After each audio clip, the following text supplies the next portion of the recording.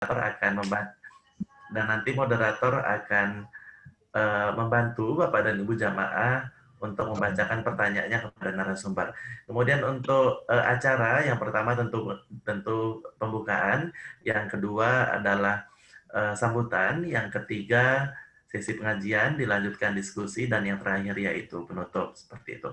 Bapak dan Ibu yang dirahmati Allah, acara yang pertama yaitu pembukaan dengan mengharap rahmat dan ridho dari Allah Subhanahu wa taala. Marilah acara pengajian Muhammadiyah Wicu pada malam hari ini kita buka dengan bersama-sama melafazkan basmalah. Bismillahirrahmanirrahim. Bismillahirrahmanirrahim.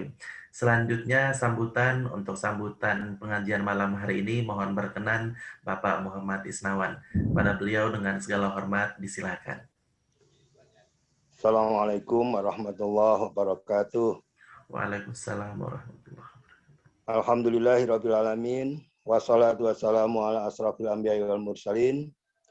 Muhammadin wa ala alihi wa ashabihi ajmain, amma ba'd.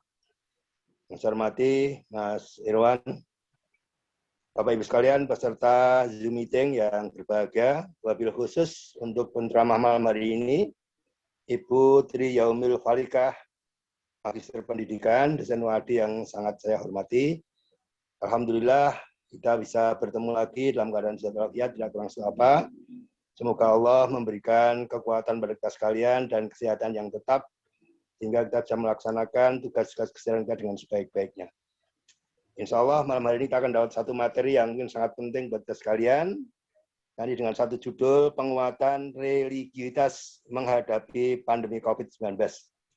Satu hal yang sangat penting untuk sekalian, karena kita tidak tahu pasti akan sampai kapan pandemi akan berlangsung, sehingga kita tetap akan merasa perlu untuk penguatan religius dalam kehidupan kita sehari-hari. Semoga malam ini kita mendapatkan ilmu yang bermanfaat untuk kita sekalian dalam menghadapi COVID, dan kita berharap semoga Allah segera melenyapkan pandemi ini dari muka bumi, khususnya di Indonesia ini.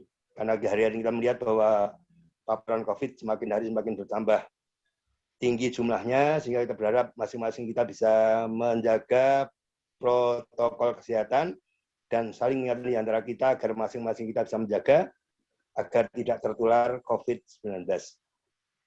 Sekali lagi selamat mengikuti kajian malam ini, dan kita berharap semoga tiap malam kita bisa bertemu silaturahmi lewat forum ini, sehingga insya Allah dengan begitu kita akan tetap terjaga keimanan kita dan juga imun kita agar kita tetap sehat, terjaga dari penularan COVID-19. Lagi terima kasih pada narasumber Ibu Tri Yaumil Falikah yang saya hormati. Ngatur nuwun atas waktunya, dan semoga nanti bisa menyampaikan sesuatu yang sangat kita harapkan untuk bisa kita kaji pada malam ini. Saya kira demikian saja. Terima kasih sekali lagi atas kehadirannya. Nasrul minallah wa fathun qarib. Wabashiril mu'minin.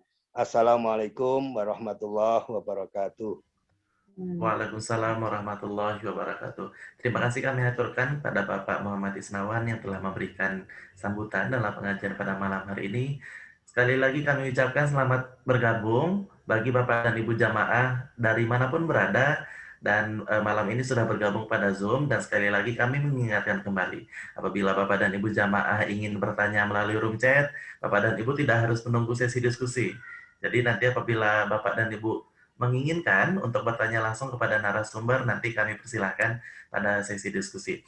Baik Bapak dan Ibu jamaah yang dirahmati Allah, selanjutnya kita akan mengikuti pengajian dengan tema penguatan religiusitas menghadapi pandemi yang akan disampaikan oleh beliau yang terhormat Ibu Tri Yaumil Falikah, SPDI MPD. Pada beliau disilahkan. Oke, terima kasih Mas Irwan. Bismillahirrahmanirrahim. Assalamualaikum warahmatullahi wabarakatuh. Waalaikumsalam warahmatullahi wabarakatuh. Innal hamdalillah nahmaduhu wa nasta'inuhu wa nastaghfiruhu wa na'udzu billahi min syururi anfusina wa min sayyiati a'malina. May yahdihillahu fala mudhillalah wa may yudlil fala hadiyalah. Asyhadu an la ilaha illallah wa asyhadu anna Muhammadan abduhu wa rasuluh. Wa asyhadu anna Muhammadan abduhu wa rasuluh. la rasula wa la nabiyya ba'dah. Amma ba'du.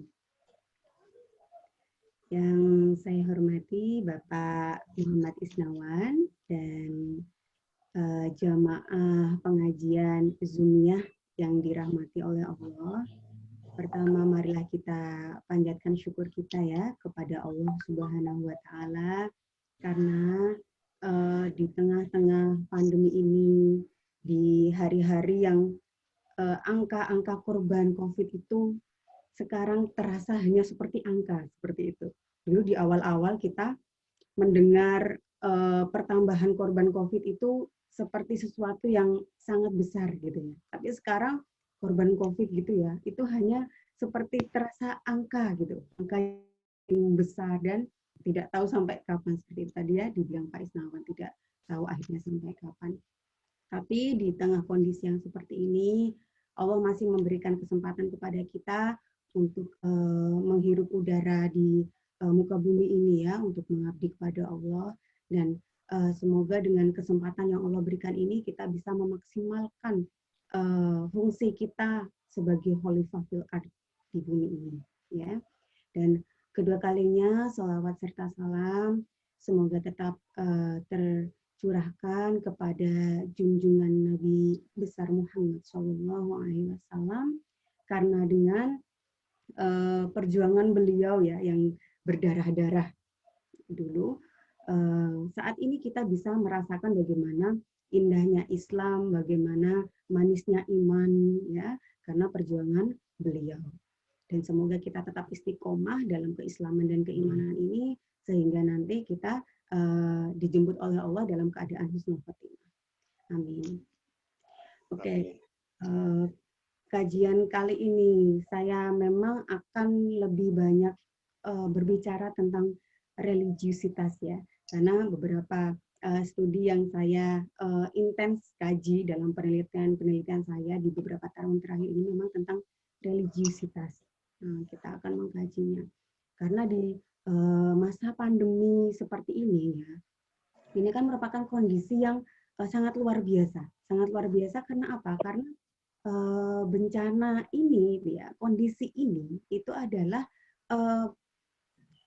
merupakan suatu beban pikiran yang menyebabkan pikiran orang-orang itu menjadi negatif. Nah, seperti nanti memunculkan perasaan cemas, perasaan takut, lalu timbullah perilaku-perilaku yang itu tidak semestinya. Dulu di awal-awal pandemi kita sampai pada kehabisan hand sanitizer ya, lalu kehabisan masker di toko-toko seperti itu. Karena apa? Karena itu ada perilaku yang cemas kan, lalu pada memborong hal-hal yang seharusnya bisa lebih disebarluaskan seperti itu, tapi malah ditimbun oleh orang-orang yang yaitu tadi mungkin dia lebih cepat untuk membelinya atau mempunyai uang lebih gitu. Nah, itu kan perilaku-perilaku yang seharusnya tidak perlu muncul.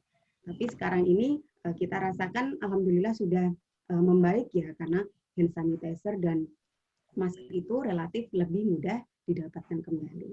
Nah, di tengah ketidakpastian yang tadi Pak Isnawan katakan gitu ya, pandemi ini gitu ya, harus ada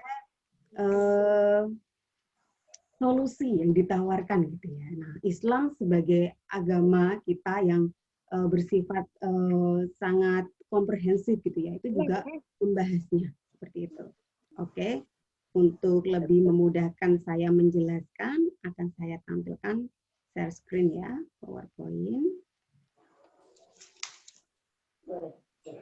Sudah tampil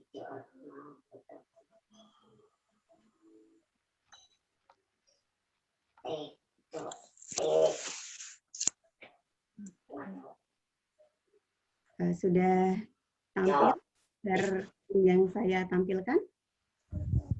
Sudah Ibu, sudah terlihat. Oke. Jadi, Bu, suaranya agak kecil.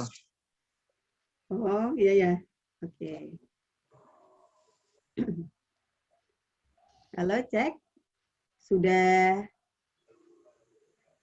clear suara saya? Udah cukup. Oke.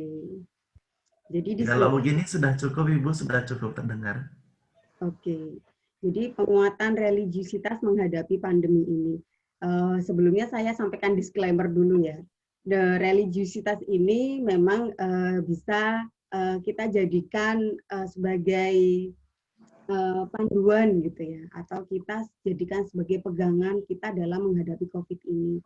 Tetapi bukan berarti religiusitas itu saya tawarkan sebagai apa ya, panacea. Panacea itu seperti obat yang dia bisa menyembuhkan segala penyakit seperti itu ya.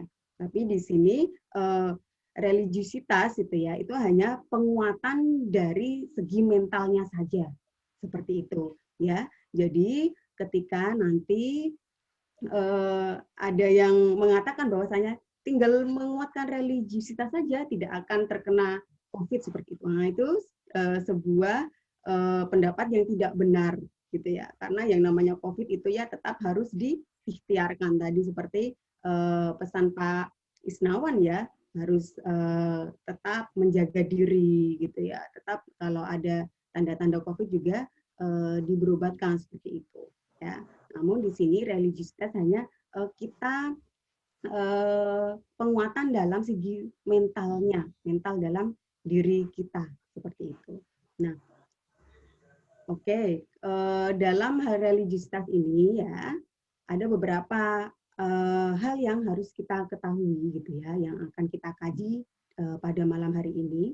Karena saya ini dari prodi pendidikan ya, kalau orang-orang pendidikan itu ketika mau mengajar atau menyampaikan materi, hal yang penting untuk dilakukan adalah menyampaikan pokok materi. Jadi nanti kita punya gambaran, oh satu jam ke depan ini kita akan membahas apa dengan saya seperti itu.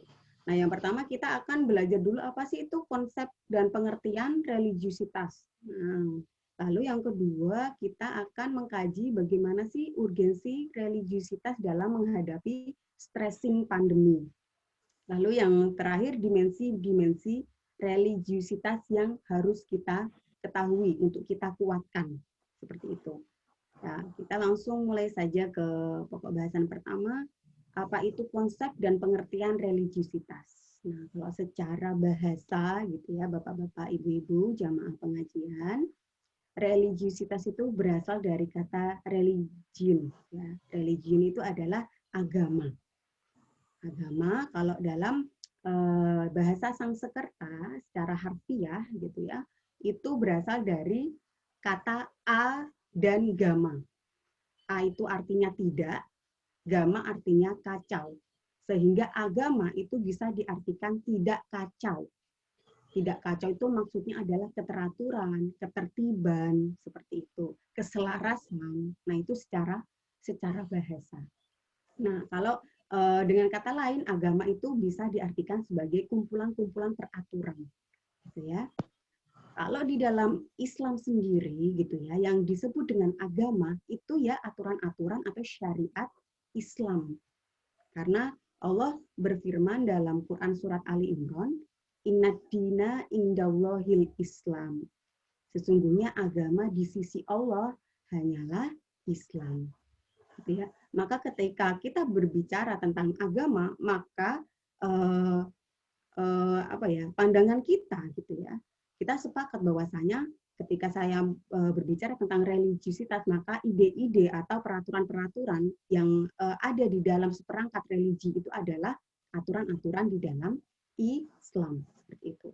Karena kalau di dalam ayat ini ya Allah mengatakan bahwasanya agama di sisi Allah hanyalah Islam. Sehingga mafhum mukhalafahnya gitu ya, atau kebalikannya, pemahaman dari kebalikan dari ayat ini bahwa tidak ada agama gitu ya yang diakui oleh Allah selain Islam seperti itu. Nah, ketika saya berbicara meskipun religiusitas itu menggunakan bahasa Barat ya, bahasa asing, bahasa Inggris gitu ya, nanti tetap ide-ide yang tertuang di dalamnya itu adalah ide-ide atau aturan-aturan di dalam syariat Islam. Nah, lalu religiusitas atau religius menurut pakar itu saya di sini tampilkan dua ya. Dari Dister yang pertama mengartikan religiusitas sebagai keberagamaan yang berarti adanya unsur internalisasi agama itu dalam diri individu.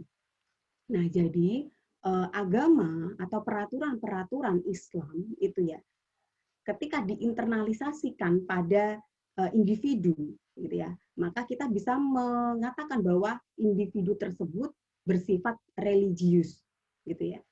Beda lagi kalau ada nih orang gitu ya, dia beragama Islam gitu ya, tetapi dia tidak menginternalisasikan atau tidak melakukan aturan-aturan yang ada di dalam Islam, maka kita tidak bisa menyebut orang tersebut religius.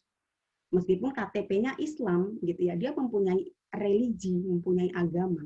Tapi ketika dia tidak menginternalisasikan atau menerapkan aturan Islam, dia tidak disebut religius. Seperti itu. Nah, kalau menurut Clark dan Stark, mengatakan bahwa keberagamaan seseorang menunjukkan pada ketaatan dan komitmen seseorang terhadap agamanya. Jadi tidak hanya menginternalisasi, tetapi harus ada komitmen seperti itu. Dana yang tersedia ya, yang dialokasikan untuk penampilan ini totalnya ada 340.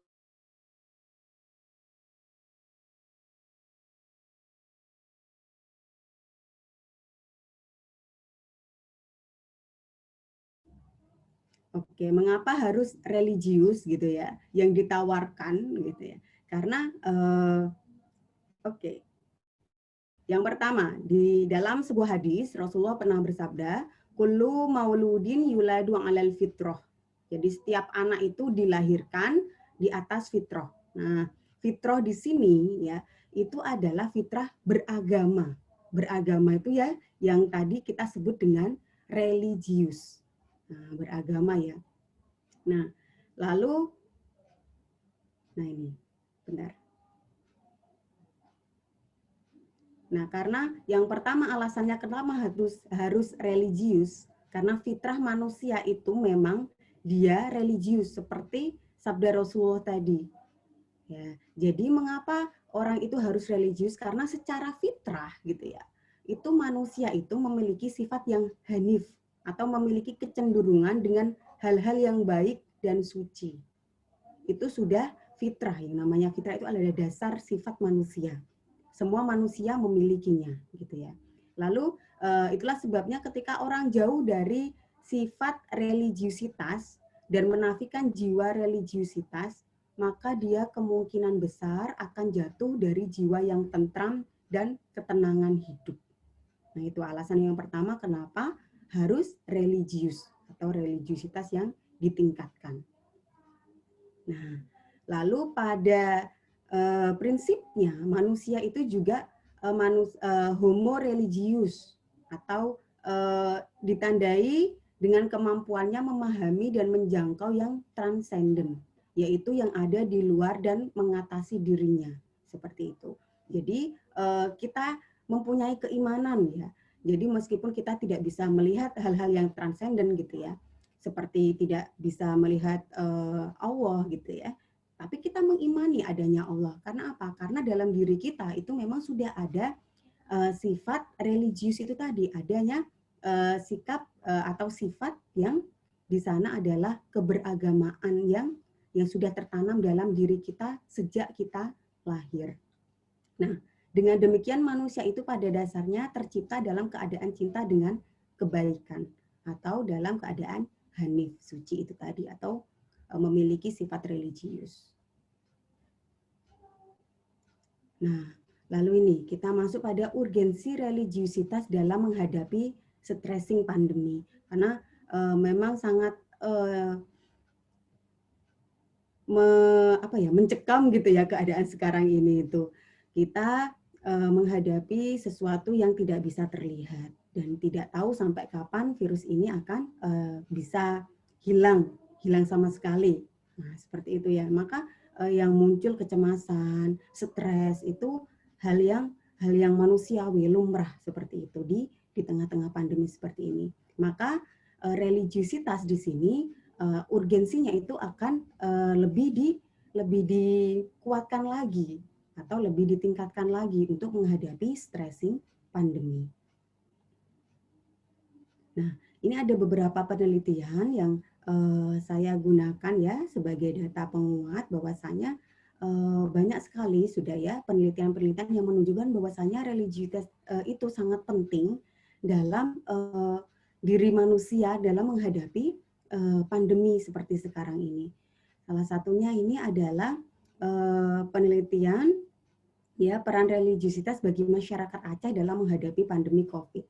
Karena yang kemarin gitu ya sempat diberitakan bahwasanya Aceh itu termasuk provinsi yang berada pada tingkat ketiga sebagai provinsi dengan kasus COVID terendah gitu. Nah, penelitian ini gitu ya tertarik untuk meneliti apa yang menjadikan masyarakat Aceh itu sangat sedikit kalau dibandingkan dengan provinsi atau daerah-daerah yang lainnya seperti itu. Nah, di sini menemukan bahwasanya hasil wawancara menunjukkan bahwa informan mengakui bahwa religiusitas itu memegang peranan penting selama pandemi ini. Hal ini dikarenakan dengan meyakini bahwa pandemi COVID-19 adalah ketetapan Allah. Nah, informan lebih dapat menerima kondisi tersebut dengan ikhlas dan tabah. Nah, ini ya hasil dari penelitian yang dilakukan oleh Ika dan teman-temannya. Lalu ada lagi ini, hubungan tingkat religiusitas dengan tingkat kecemasan mahasiswa di masa pandemi COVID-19. Jika tadi penelitian pertama di Aceh itu dia kualitatif ya, kalau kualitatif itu kan dia lebih ke subjektif ya, jadi penulisnya itu kecenderungannya ke arah mana bisa dibikin-bikin seperti itu. Tapi di sini penelitian kedua itu adalah menggunakan metode penelitian kuantitatif dan di sini menemukan bahwasanya ada hubungannya gitu ya tingkat religiusitas pada diri mahasiswa dengan tingkat kecemasan di masa pandemi ini. Jadi semakin religiusitas mahasiswa itu rendah gitu ya, maka kecemasannya itu akan lebih tinggi dalam menghadapi pandemi seperti itu. Nah, oleh karena itu dalam penelitian ini disarankan gitu ya bagi masyarakat pada umumnya dan khususnya mahasiswa dapat meningkatkan religiusitas untuk mencegah, mengatasi dan membantu dalam menghadapi gangguan kecemasan akibat COVID-19. Nah, itu ya. Dan masih banyak sekali penelitian-penelitian ya yang ini sebagai dalil burhani bahwasanya religiusitas itu penting untuk ditingkatkan di masa-masa pandemi seperti ini. Nah, ada dari Safaria ini yang menjelaskan bahwasanya religiusitas itu membentuk sebuah makna ketika individu dihadapkan pada suatu masalah dalam kehidupannya dengan menciptakan sebuah cara pandang umum yang positif atau positive worldview. Nah, jadi ketika orang itu mempunyai religiusitas yang tinggi gitu ya, apapun musibah, apapun kesulitan yang dihadapinya gitu ya, itu akan tetap menciptakan sebuah cara pandang yang positif. Jadi dia tetap positive thinking seperti itu bahasanya.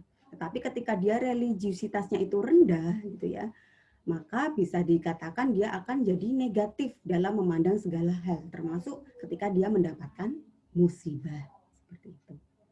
Lalu ada dari Hawari ya, dalam bukunya mengatakan seseorang yang memiliki pedoman hidup dan daya tahan yang baik ketika menghadapi masalah itu disebabkan oleh kokohnya religiusitas yang dimilikinya. Nah ini ya, jadi orang yang mempunyai pedoman hidup dan daya tahan yang baik dalam menghadapi cobaan hidup gitu ya, itu bisa dikarenakan kokohnya religiusitas dalam dirinya seperti itu. Lalu ada lagi dari Wen ya, orang yang memiliki tingkat religiusitas tinggi dapat lebih tangguh ketika merasa tertekan pada kejadian yang tidak dapat dikendalikannya. Seperti itu. Nah, ini ya beberapa penelitian yang mengatakan pentingnya religiusitas dalam menghadapi masalah. Nah, ini saya ambilkan juga dari beberapa jurnal kedokteran ya, di artikel-artikel yang bisa kita akses di web. ternyata stres itu juga sudah dikaji dalam dunia kedokteran. Nah, jadi dalam dunia kedokteran gitu ya, menemukan bahwasannya yang namanya pikiran kita dengan tubuh itu mempunyai hubungan yang sangat erat. Seperti kalau kita dalam kecemasan gitu ya, itu maka adrenalin kita, degup jantung kita itu kan meningkat, ya kan? Kalau kita lagi deg-degan menghadapi ujian atau kita sedang mungkin yang sekarang di Jogja tadi pagi merasakan goncangan gempa ya, meskipun hanya beberapa detik, tapi kan langsung adrenalinnya meningkat ya kan, langsung muncul perasaan untuk melindungi diri, bisa lari atau bisa bangun dari tidurnya yang tadi masih tertidur lelap dan lain sebagainya.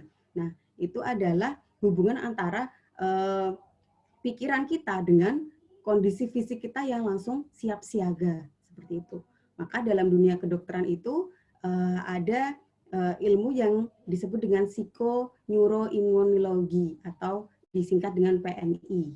Nah, jadi di sini ilmu ini mengeksplorasi hubungan antara pikiran, otak, dan sistem imun tubuh. Nah, ternyata dalam penelitian yang sudah dilakukan jauh hari sebelum pandemi ini terjadi gitu ya, sudah ditemukan bahwasanya orang-orang yang dia memiliki stressing dalam dirinya itu tidak tahan melawan atau menghadapi virus. Seperti ini penelitian yang dipublikasikan di New England ya. Nah, jadi ada sekelompok ilmuwan itu mengadakan survei pada sejumlah orang yang diberi paparan virus. Nah, diteliti gitu ya. Maka orang-orang yang diberikan paparan virus itu gitu ya, jika dia memiliki stres yang tinggi dalam dirinya, maka dia terkena flu. Tetapi ketika objek penelitian itu dia dalam keadaan yang bahagia gitu ya, santai dan tidak memiliki stres dalam dirinya, itu dapat melawan virus terlepas dari usianya berapa, berat badannya berapa, apa dia melakukan pola diet dan faktor-faktor lainnya. Nah, ini menunjukkan bahwa stres dalam diri manusia itu juga mempengaruhi kita, mempengaruhi diri manusia dalam menghadapi virus, termasuk virus COVID-19. Nah, ini lebih lanjut dari penelitian yang sama ya, disebutkan bahwasanya kondisi emosional seperti stres, takut, marah, itu akan mengirimkan sinyal ke kelenjar utama dalam tubuh manusia untuk memproduksi hormon yang namanya kortisol, adrenalin, dan epinefrin. Nah, hormon-hormon ini itu memberi sinyal pada sel dalam tubuh kapan waktunya bekerja keras, kapan waktunya kita berkelahi bahkan ya, atau berlari untuk melindungi diri. Seperti ketika ada guncangan gempa gitu kan langsung kita otomatis lari gitu ya, degup jantung kita jadi meningkat gitu ya. Nah, lalu hasilnya tubuh akan melupakan sejenak tugas untuk mencerna makanan atau melawan penyakit supaya tekanan darah naik dan dapat terus bekerja. Maka kalau dalam keadaan stres gitu ya, kita mau ujian misalnya, maka biasanya kita itu tidak nafsu makan, ya kan? Nah, karena apa? Karena hormon kortisol, adrenalin, dan epinefrin ini meningkat karena adanya stressing dalam diri kita itu. Nah, kalau stres ini dalam dosis yang tepat gitu ya, itu malah benar bermanfaat karena kalau kita tidak mempunyai adrenalin dan epinefrin, hidup kita itu akan santuy selalu gitu ya. Kita mau ujian ya tidak belajar karena kita terlalu santuy gitu ya. Tapi karena dengan adanya hormon ini kita bisa itu tadi belajar karena kita stres kalau tidak dapat nilai bagus dan lain sebagainya. Nah, tapi ketika stres ini berlarut-larut seperti keadaan pandemi seperti ini ya, maka tubuh itu terus-menerus akan bekerja secara maksimal untuk memproduksi hormon kortisol ini tadi. Nah, akibatnya apa? Fisik akan jatuh sakit. Nah, alasannya di waktu tubuh bekerja keras atau ketika tubuh kita itu mengalami stres gitu ya, tubuh melupakan virus atau bakteri infeksi yang masuk ke dalam tubuh. Nah, itu penjelasan ilmiah kenapa stres itu bisa menjadikan kita sakit dan tidak bisa menangkal virus. Itu penjelasan ilmiahnya gitu ya. Lalu kabar baiknya apa? Nah, kabar baiknya selain kita bisa memproduksi hormon-hormon yang menimbulkan stres itu tadi, kita ketika merasa senang, gembira, atau ketika santai gitu ya, tubuh kita itu juga bisa memproduksi hormon yang bisa menguatkan imun tubuh. Seperti apa? Seperti hormon serotonin, dopamin, relaksin, atau oksitosin. Nah, hormon-hormon ini itu ketika masuk ke aliran darah, mereka akan mengirimkan sinyal agar tubuh menciptakan lebih banyak sel imun. Bahkan dikatakan dalam jurnal tersebut ya, tertawa selama 5 menit akan secara signifikan meningkatkan jumlah sel darah putih yang berfungsi untuk membunuh sel penyakit. Seperti itu. Nah, lalu yang bisa kita lakukan gitu ya, untuk salah satunya untuk menangkal virus itu adalah kita menghindari yang namanya stres itu tadi. Nah, stressing itu bisa terjadi ketika salah satunya adalah tingkat religiusitas kita sedang rendah. Karena yang namanya religiusitas itu tidak flat ya, tapi fluktuatif. Seperti iman itu kan yazid wa yanqus seperti itu. Sama dengan religiusitas kita. Kadang-kadang ketika kita tertimpa masalah, kita bisa sangat jadi religius gitu ya. Sholatnya jadi khusyuk gitu ya, rajin puasa dan lain sebagainya. Tetapi ketika kita dalam keadaan yang tidak ada beban, kita malah jadi imannya atau religiusitasnya itu jadi yangkus, malah jadi berkurang, berdoanya jadi tidak khusyuk dan lain sebagainya. Nah, lalu peningkatan religiusitas itu sebagai upaya pertahanan diri menghadapi pandemi. Nah, kenapa?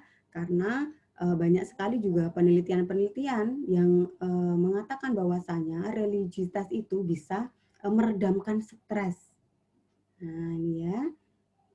Saya tampilkan beberapa penelitian terdahulu yang telah dilakukan. Yang pertama dari Rahayu ya, bahwa individu yang memiliki tingkat religiusitas tinggi itu lebih mampu memaknai kejadian hidupnya secara lebih positif. Sehingga apa? Sehingga hidupnya itu menjadi lebih bermakna, terhindar dari stres dan depresi. Ini ya hasil penelitiannya. Lalu ada juga penelitian yang dilakukan oleh Maisyaroh dan Fala mengatakan bahwasanya orang dengan religiusitas yang tinggi dapat menurunkan kecemasan dengan baik.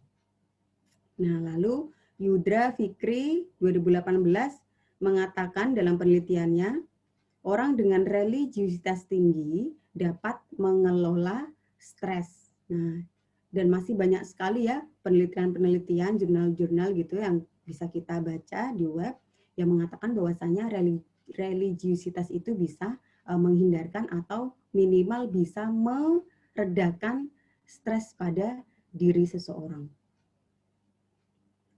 Nah, lalu sekarang kita masuk dimensi-dimensi religiusitas.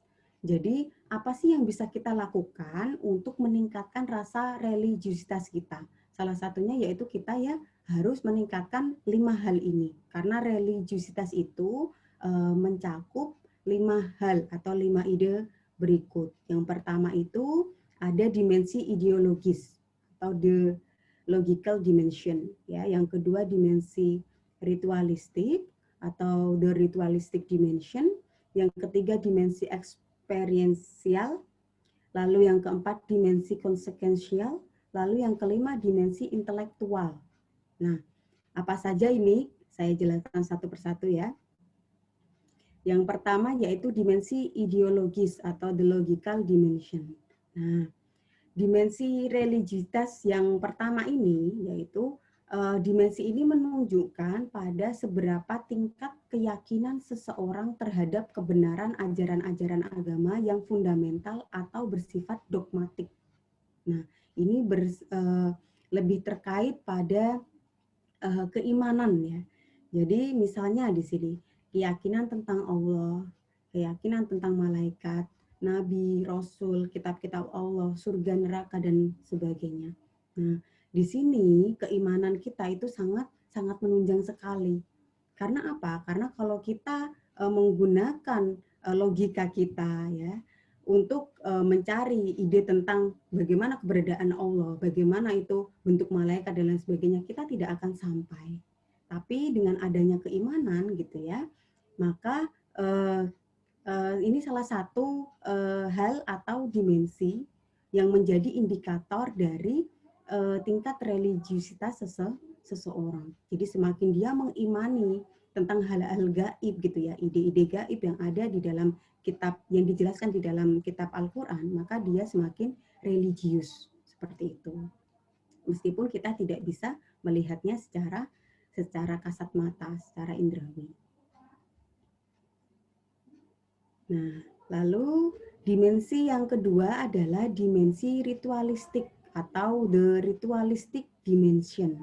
Nah, dimensi ini menunjukkan pada seberapa tingkat kepatuhan seseorang dalam mengerjakan kegiatan-kegiatan ritual, sebagaimana disuruh atau dianjurkan oleh agamanya.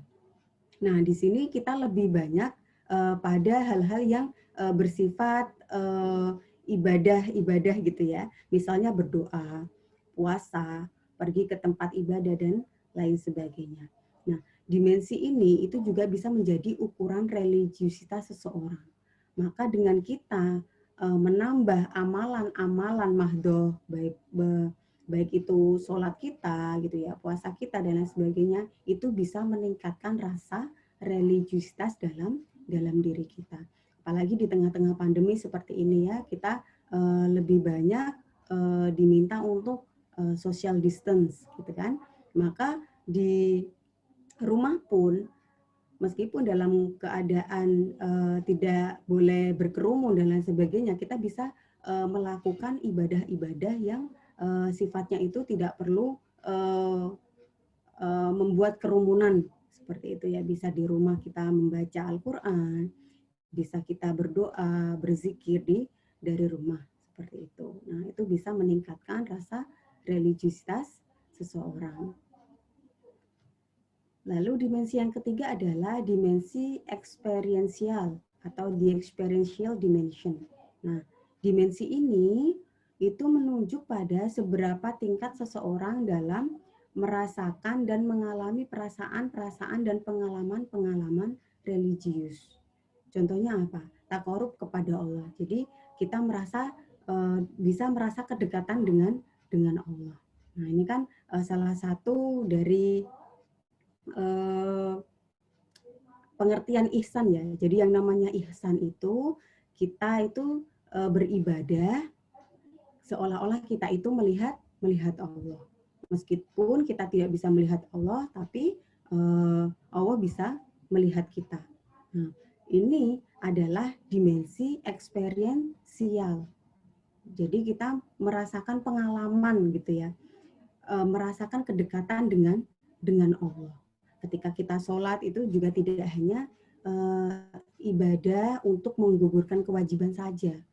Nah, karena yang namanya sholat gitu ya, ketika kita pada tataran ihsan, maka kita sholat itu merasa kita bertemu dengan Allah, menghadap langsung kepada Allah. Nah, ini kalau kita sudah mengalami dimensi eksperiensial di tahap ini gitu ya, itu kita bisa merasakan religiusitas kita di bagian sana, di bagian eksperiensial ini. Karena kalau kita benar sholat gitu ya, benar kita melakukan zikir dan lain sebagainya. Tapi kalau itu hanya kita lakukan tanpa makna, atau kita lakukan sebagai penggugur kewajiban, itu akan beda rasanya ketika kita benar-benar menikmati sholat kita. Kita merasa kalau kita tidak melakukan sholat gitu ya, kita ada ketika kita melakukan sholat, kita merasakan buah dari keimanan kita gitu ya. Nah, itu yang dinamakan dengan dimensi eksperiensial. Lalu ada lagi perasaan doa itu dikabulkan. Nah, kalau sebagai seorang muslim wajib ya bagi kita untuk berdoa meminta apapun, dan yang namanya doa itu tidak hanya dalam doa-doa yang di dalam sholat gitu saja ya, tapi doa itu juga bisa kita lafalkan dengan bahasa Indonesia yang kita pahami. Nah, kadangkala kita merasakan gitu ya, oh ini adalah jawaban dari doaku, seperti itu. Nah, ada pengalaman seperti itu gitu ya. Lalu kita semakin banyak berdoa, kita semakin banyak merasakan bahwasanya inilah jawaban dari doa-doaku yang telah terdahulu. Nah, perasaan seperti inilah yang kita sebut dengan dimensi eksperiensial. Nah, jadi pengalaman-pengalaman inilah yang menjadikan kita semakin religius. Seperti itu. Lalu perasaan bersyukur kepada Allah dan sebagainya. Karena perasaan bersyukur ini itu kan juga ketika kita merasakan bahwasanya ini adalah apa yang dianugerahkan Allah kepada kita. Nah, kalau ada perasaan seperti itu dalam diri kita, maka inilah yang disebut dengan dimensi eksperiensial. Dan inilah yang bisa menguatkan salah satu dimensi dari religiusitas dalam diri seseorang. Seperti itu ya. Lalu yang selanjutnya, dimensi konsekuensial atau di consequential dimension. Nah, dimensi ini itu menunjuk pada seberapa tingkat seseorang dalam berperilaku dimotivasi oleh ajaran agamanya. Nah, perilaku di sini lebih dalam hal perilaku duniawi tapi ya, yakni bagaimana individu berelasi dengan dunianya. Jadi yang namanya kita religius itu tidak hanya kita beribadah dalam tataran vertikal. Vertikal itu hubungan kita dengan sang kholik, hubungan kita kepada Allah. Tetapi yang namanya orang religius itu juga jiwa sosialnya itu ada. Tidak hanya dia rajin beribadah, ya, tapi dia tidak memperdulikan lingkungannya, sekitarnya, tetangganya dan lain sebagainya. Karena yang namanya religiusitas itu ada yang namanya dimensi konsekuensial. Ini tadi ya, perilaku di sini lebih dalam hal perilaku duniawi. Contohnya apa? Yaitu perilaku suka menolong. Nah, lalu berderma, menegakkan kebenaran dan keadilan, berlaku jujur, memaafkan dan sebagainya. Nah, sikap-sikap atau sifat-sifat inilah gitu ya yang ketika ada pada diri seseorang, maka dia telah mencapai dimensi konsekuensial dalam tingkat religiusitasnya. Nah, kalau kita bisa meningkatkan perilaku suka menolong kita, berderma, menegakkan kebenaran gitu ya, lalu jujur, memaafkan dan sifat-sifat baik lainnya gitu ya, itu bisa jadi indikator meningkatnya tingkat religiusitas dalam diri kita. Seperti itu. Nah, lalu ini yang terakhir ya, dimensi yang kelima. Jadi yang namanya religiusitas itu juga harus dilandaskan oleh ilmu pengetahuan. Jadi kita mau beribadah, baik itu ibadah mahdoh seperti sholat, puasa, dan lain sebagainya, itu memerlukan yang namanya ilmu. Ibadah ghairu mahdoh itu juga memerlukan ilmu. Kita ingin melaksanakan zakat, nah itu kan juga memerlukan ilmu. Nah, makanya dalam religiusitas, ilmu atau intelektual itu juga berperan serta.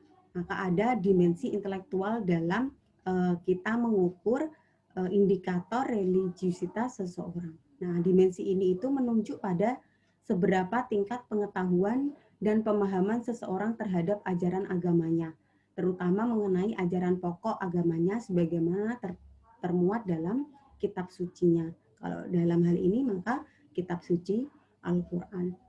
Maka hal yang harus kita lakukan pertama kali gitu ya, ketika kita ingin memperbanyak amal, maka harus menggunakan ilmu, karena bisa jadi amalan yang kita lakukan meskipun niatnya itu baik, tetapi tidak sesuai dengan ajaran agama, maka itu akan bisa jadi gugur atau tidak karena tidak sesuai dengan syariat Islam, seperti itu ya. Nah, 5 dimensi ini tadilah yang bisa memperkuat religiusitas dalam diri seseorang. Nah, ketika kita ingin menghalau yang namanya stres, ya, stres itu kan tadi yang bisa menjadikan sumber penyakit itu ya. Maka kita meningkatkan, salah satu solusinya adalah meningkatkan rasa religiusitas dalam diri kita. Nah, apa yang harus ditingkatkan? Itu tadi intelektual kita yang ya, lalu Lalu tadi dimensi konsekuensial, kita memperbanyak amal soleh kita kepada sesama, kita beramal, sedekah dan lain sebagainya. Lalu ada eksperiensial, ya. Lalu kita memperbanyak syukur, perasaan takorub atau perasaan kita dekat kepada Allah, itu kita tingkatkan. Lalu dimensi ritualnya juga kita tingkatkan, seperti sholat, puasa dan lain sebagainya, itu kita tingkatkan untuk meningkatkan religiusitas kita. Lalu dimensi ideologis kita, maka penting sekali di era pandemi seperti sekarang ini kita mengurangi menonton konten-konten yang itu malah menambahkan stres gitu ya. Alangkah baiknya di sela-sela waktu kita WFH misalnya ya, kita menonton kajian-kajian seperti sekarang ini ya, kita berdiskusi dalam hal kebaikan seperti itu. Karena hal-hal yang semacam inilah yang nanti bisa menguatkan rasa religiusitas dalam diri kita masing-masing. Itu ya. Nah, yang terakhir saya ingin bercerita sedikit ini. Ini cerita fiksi, namun sangat banyak sekali hikmahnya, besar sekali hikmahnya, gitu ya. Jadi ada sebuah cerita yang menceritakan bahwasanya ada seekor ikan kecil gitu ya. Dia mencari-cari yang namanya air. Dia sangat penasaran. Dia mendengar percakapan orang dewasa gitu ya di pinggir kali, mengatakan bahwasanya air itu adalah sumber kehidupan. Tanpa air, makhluk hidup tidak akan bisa bertahan dan lain sebagainya. Maka ikan kecil ini penasaran.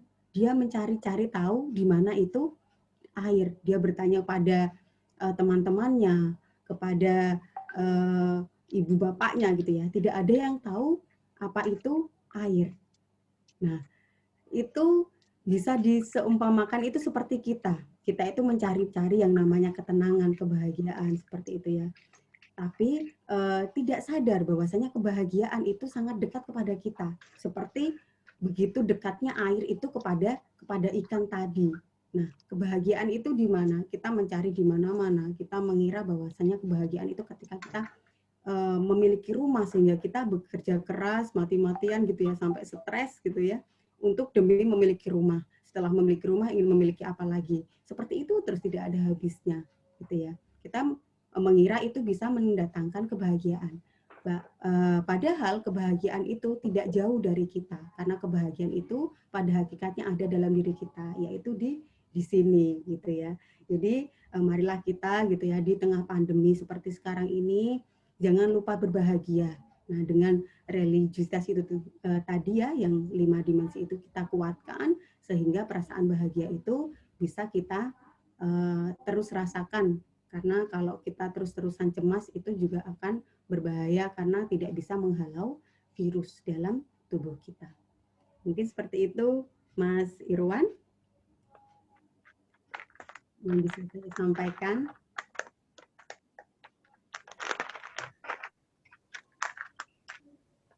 Baik, terima kasih atas pengajian yang sangat bermanfaat sekali pada malam hari yang sudah disampaikan oleh Ibu Triomil Falihah. Selanjutnya kita sekarang sudah berada pada sesi diskusi. Bagi Bapak dan Ibu jamaah ingin bertanya secara langsung, kami persilakan untuk mengaktifkan suara terlebih dahulu. Setelah itu Bapak dan Ibu jamaah langsung bertanya kepada narasumber kita pada malam hari ini. Namun saya mengawali dulu, Ibu. Mohon izin untuk membacakan pertanyaan dari peserta yang sudah bertanya pada room chat. Saya bacakan terlebih dahulu. Di sini ada pertanyaan dari jamaah. Assalamualaikum warahmatullahi wabarakatuh. Waalaikumsalam warahmatullahi wabarakatuh. Mohon maaf, Ibu narasumber. Kira-kira kalau kita cuek saja dengan adanya pandemi akan mempengaruhi kekebalan tubuh. Kemudian kira-kira yang dimaksud religiusitas di tengah pandemi meningkatkan kualitas ibadah atau husnuzon saja sama ketentuan Allah. Monggo Ibu dijawab pertanyaan dari jamaah. Oke, ini dari Pak Yazida ya. Oke, jadi kalau kita cuek dengan pandemi, apakah itu mempengaruhi kekebalan tubuh? Jadi tadi di awal saya sudah disclaimer ya, Bukan berarti kalau kita itu meningkatkan religiusitas itu, lalu kita bebas dengan yang namanya virus COVID, gitu ya. Tapi kita tetap harus waspada, gitu loh. Jangan cuek, karena meskipun kita itu religius sekali, gitu ya, tetapi kalau kita menantang, gitu ya, kita tiba-tiba pergi ke tempat yang di sana banyak orang-orang yang terpapar COVID misalnya, di shelter-shelter yang di sana untuk peristirahatan orang-orang yang positif COVID gitu ya. Meskipun kita religiusitasnya itu tinggi gitu ya, tapi kan besar kemungkinan gitu ya kita bisa terpapar, tetap bisa terpapar COVID. Meskipun ketika kita main ke shelter itu kita dalam keadaan yang sangat bahagia misalnya. Nah itu kan jadi kita tidak ikhtiar namanya. Jadi tadi di awal sudah saya sampaikan ya, jadi yang namanya religiusitas itu kita penguatan dari segi mentalnya. Tapi kalau dari segi fisiknya kita tetap harus menjaga, jadi tidak boleh cuek. Harus tetap menggunakan masker ketika keluar gitu ya.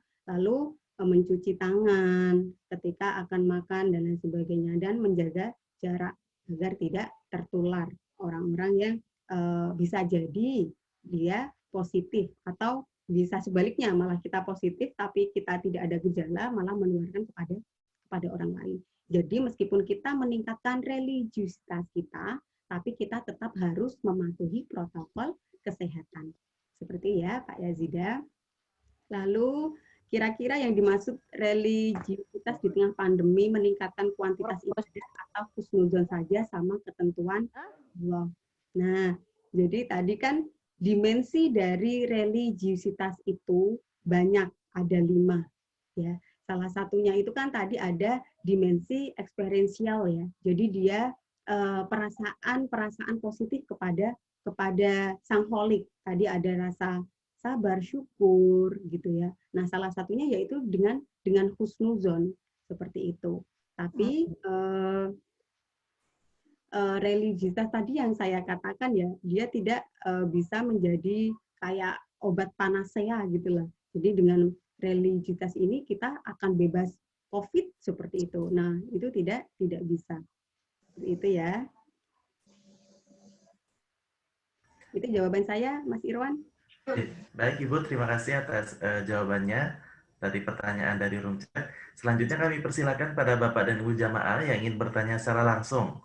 Monggo suaranya diaktifkan terlebih dahulu, kemudian bertanya kepada narasumber. Mohon maaf juga apabila Bapak dan Ibu jamaah ingin bertanya tanpa menggunakan raise hand, karena kami kesulitan untuk mengontrolnya karena jumlah jamaah yang lumayan banyak. Langsung saja untuk mengaktifkan suara dan langsung bertanya. Silakan. Bapak dan Ibu jamaah.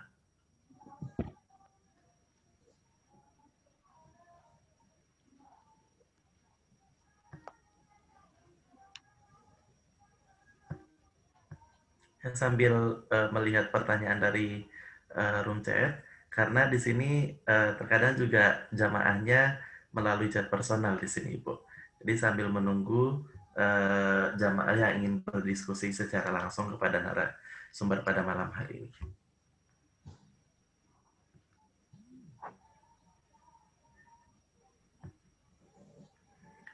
Nah, ini ada pertanyaan, Ibu.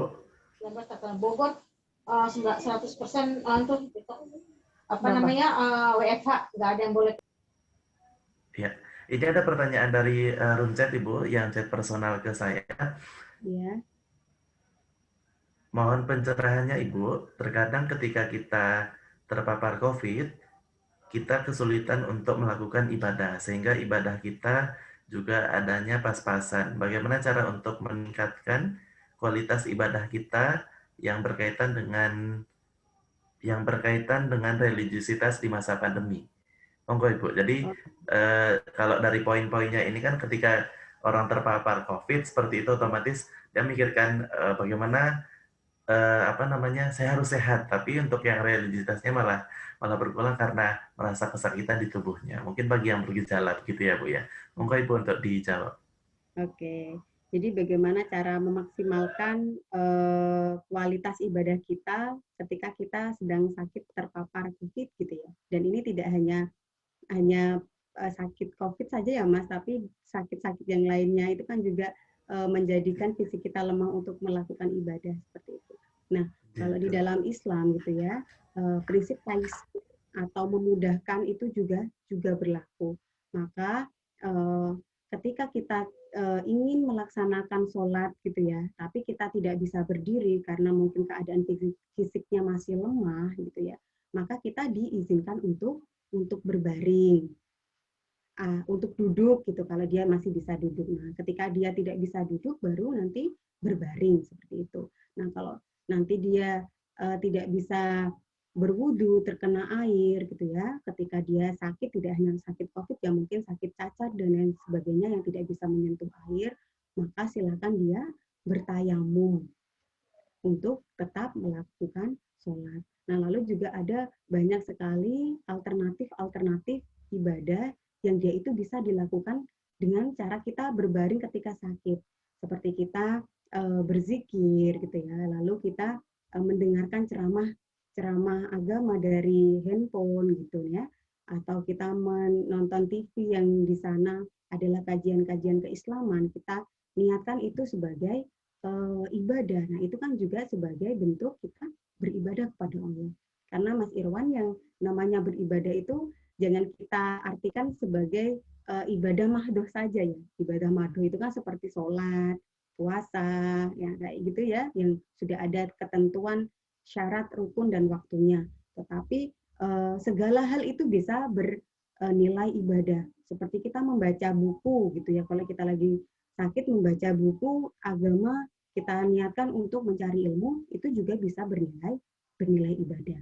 Nah, ini juga tadi yang ditanyakan Pak Yazida juga ya. Jadi yang namanya religiusitas itu kita tidak hanya berhusnuzon kepada Allah, tetapi kita juga harus memperbanyak ibadah kita, karena tadi ada dimensi ritualistik. Jadi kalau kita religius gitu ya, salah satu indikator yang bisa terlihat itu kita semakin suka beribadah. Nah, beribadah itu tadi yang saya jelaskan, tidak hanya sholat, ibadah-ibadah mahdoh saja, tetapi semua hal yang kita lakukan kita niatkan sebagai ibadah. Seperti itu, Mas Irwan. Baik Ibu, terima kasih atas jawabannya. Jadi kalau yang tadi, kalau misalnya kita merasa, wah ternyata saya tidak bisa untuk menunaikan ibadah wajib, sebaiknya kita bertanya kepada orang yang lebih paham begitu ya Bu ya. Jadi kita juga bisa untuk meningkatkan spiritualitas kita, salah satunya dengan cara menunaikan ibadah yang wajib dan juga meningkatkan ibadah-ibadah sunnah yang lainnya begitu ya Bu ya. Nah, di sini ada pertanyaan dari Pak Alif Azizi. Assalamualaikum warahmatullahi wabarakatuh. Waalaikumsalam warahmatullahi wabarakatuh. Mohon izin bertanya, dari 5 dimensi tersebut, masih ada saja yang berkeyakinan bahwa hidup dan mati adalah takdir ilahi, sehingga abai dengan pandemi. Apakah hal ini juga merupakan hasil dari kontemplasi seseorang dalam kehidupan beragama? Monggo Ibu dijawab langsung.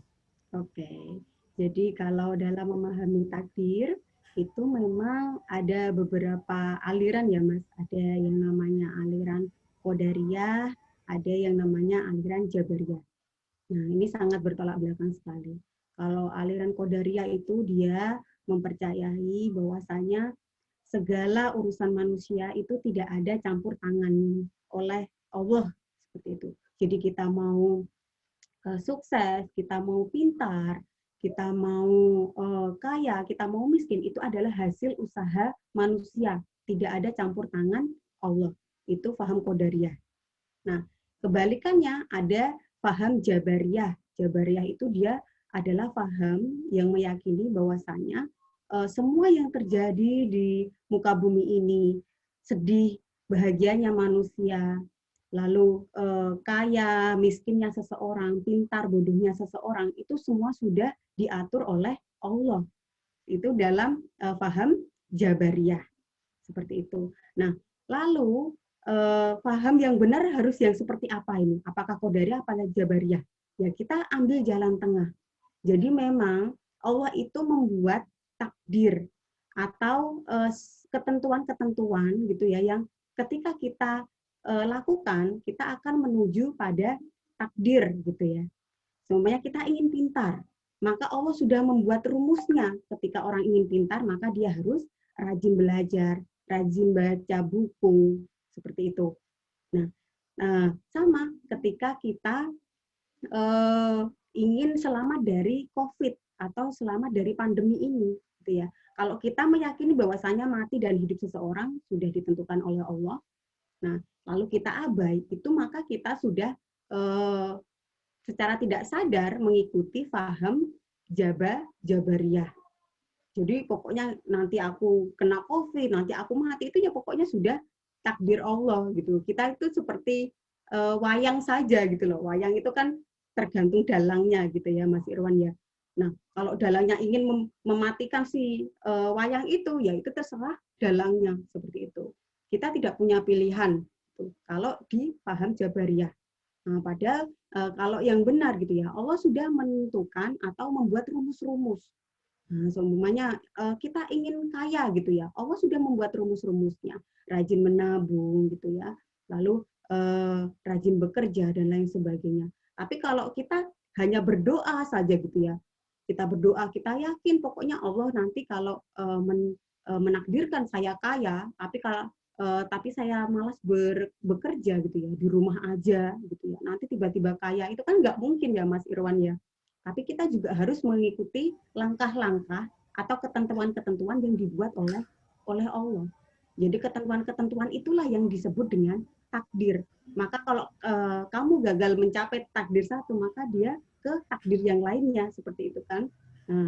Nah, makanya kalau kita ingin selamat dari COVID, maka kita harus tetap mengikuti prosedur gitu ya, atau langkah-langkah yang bisa menjauhkan kita atau menyelamatkan kita dari terpapar virus COVID. Apa misalnya? Kita memakai masker, kita mencuci tangan dan menjaga jarak itu, menghindari kerumunan dan lain sebagainya. Jadi kalau kita cuek gitu ya, lalu kita berpendapat bahwasanya nanti pun kalau aku ini terkena virus COVID itu sudah takdir Allah, itu namanya kita mengikuti paham Jabariyah, dan itu tidak dibenarkan karena Allah sudah memberikan kita ini kemampuan loh Mas Irwan. Kita kan diciptakan ini kan tidak hanya sebagai wayang, tapi kita diberikan kemampuan dan diberikan pilihan. Nah, maka kita memilih ke arah mana ini? Ke arah yang menjadikan kita terpapar COVID atau kan menjadikan kita aman dari serangan COVID seperti itu. Jadi tidak ada itu namanya takdir Allah, orang itu nanti mati dan lain sebagainya karena COVID. Nah, tapi dia menjadikan dia cuek itu berarti dia mengikuti paham Jabariyah. Seperti itu. Baik, Ibu. Di sini ada pertanyaan. Oh ya, di sini ada pertanyaan lagi, Bu. Mungkin ini pertanyaan terakhir sebelum nanti Bu Yomir memberikan kesimpulan dalam kajian malam hari ini. Dari Pak Idrus Akibuddin. Assalamualaikum, izin bertanya terkait religiusitas. Ada kultur yang sangat kental mempengaruhi dalam menghadapi wabah ini. Misal di kultur di sebuah tempat yang tingkat religiusitasnya itu tinggi, akhirnya menganggap bahwa simpel, tidak takut akan wabah, dan prokesnya tidak diperhatikan atau tidak diprioritaskan. Pertanyaannya, religiusitas seperti apa yang diterapkan beberapa orang tersebut? Nah, kebetulan Pak Idrus ini juga orang dari wilayah tersebut, Ibu, di kabupaten tersebut yang dijelaskan. Gitu. Oke, jadi kalau saya memahami pertanyaannya Pak Idrus ini, jadi di Kudus itu kan juga memiliki kultur religius ya Mas ya. Tapi kok malah di sana pada cuek dan sehingga jumlah korban COVID itu melonjak. Kebetulan saya juga asli Kudus Mas. Jadi kemarin juga kalau membaca berita itu juga sempat ketar-ketir gitu ya. Aduh, keluarga di Kudus seperti apa kayak gitu. Nah, kalau saya melihat di sini, pemahaman akan religiusitas itu ya hanya pada aspek-aspek tertentu atau dimensi-dimensi tertentu saja.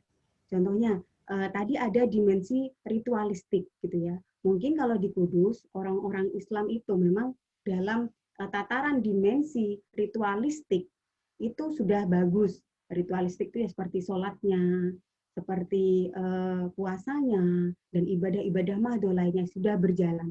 Tetapi kan yang namanya religiusitas itu tidak hanya sebatas kita melaksanakan hal-hal yang bersifat ritual saja, tetapi banyak tadi kan ada eksperiensial dan lain sebagainya.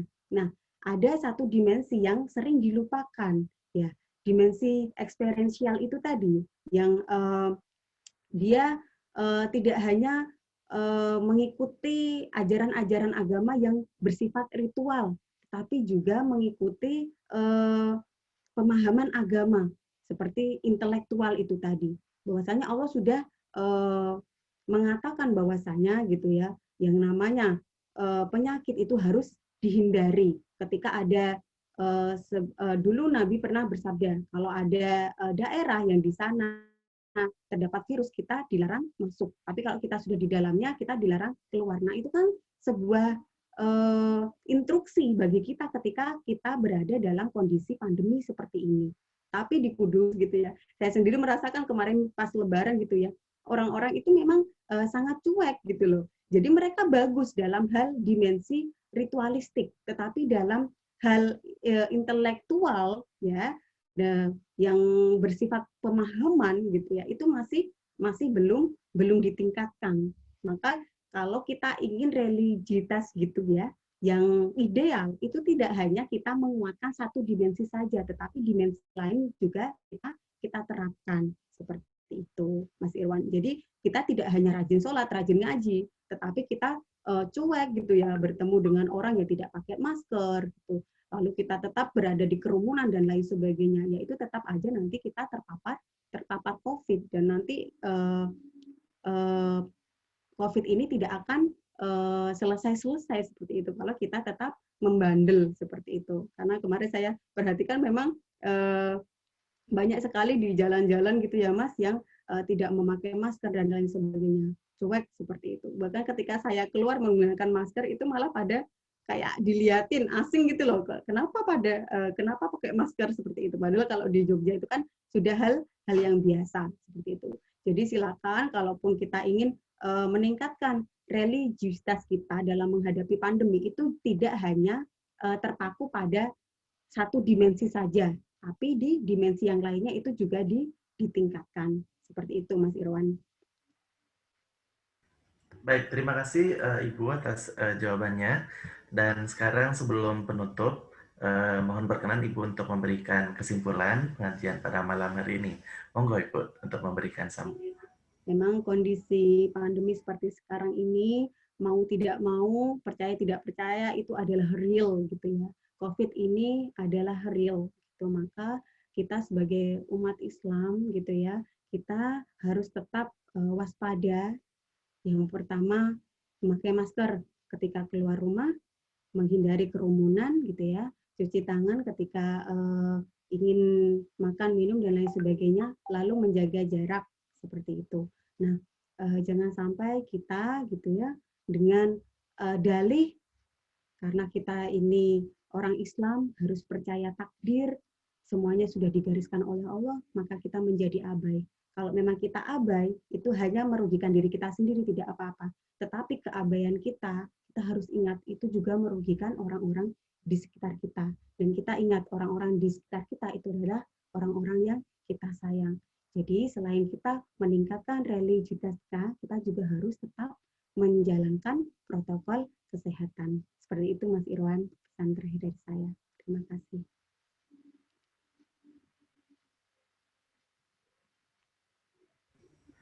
Baik, terima kasih Bu Yomil yang sudah memberikan pengajian atau tausiah pada malam hari ini terkait dengan bagaimana kita harus lebih meningkatkan spiritualitas kita di masa pandemi seperti itu. Dan tentunya ilmu yang sudah kita dapatkan pada malam hari ini akan menjadi ilmu yang bermanfaat apabila kita yang sudah mendapatkan ilmu pada malam hari ini kita dapat meneruskan kembali kepada orang lain seperti itu. Sekali lagi terima kasih kami aturkan pada Ibu Yomil yang sudah memberikan tausiah dalam pengajian pada malam hari ini. Semoga Allah Subhanahu wa taala memberikan balasan dengan balasan yang berlipat kebaikan dan berlipat keberkahan. Amin amin ya rabbal alamin.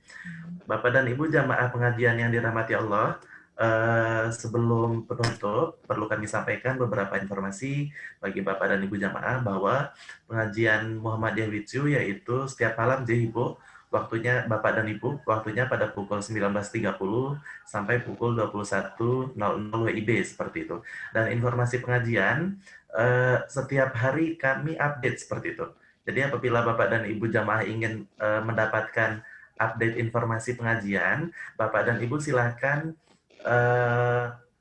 chat ke nomor WA yang sudah tersedia.